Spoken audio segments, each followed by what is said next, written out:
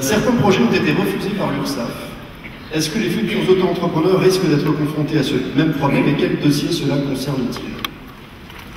Écoutez, à ma connaissance, la plupart, enfin la très grande majorité, voire la totalité des dossiers qui sont aujourd'hui en instance à l'URSSAF sont des dossiers qui concernent des activités libérales, celles dont le ministre rappelait que le dispositif est aujourd'hui amendé et devrait permettre que ce flux de presque 40% annoncé puisse trouver un écho favorable.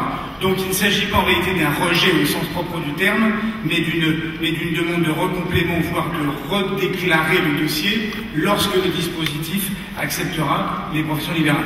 Bon, après ça, il y a sûrement d'autres motifs de refus, mais ils sont au cas par cas à examiner. Je voudrais donner des précisions sur cela parce que je sais que ça fait l'objet d'une très forte attente.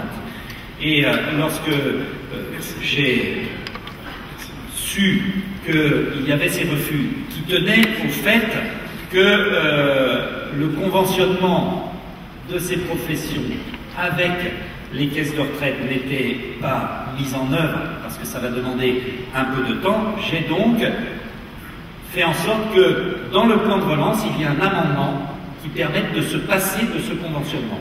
Parce que la loi établissait que sans conventionnement, on ne pouvait pas s'inscrire.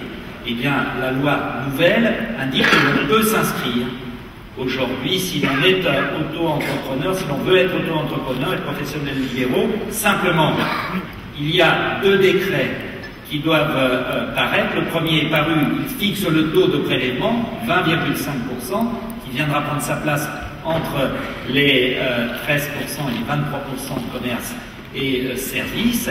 Et puis, nous attendons encore la parution d'un 2e décret qui est en ce moment à l'examen au Conseil d'État pour la procédure, pour bien qualifier les procédures qui vont permettre aux professionnels libéraux de pouvoir s'inscrire.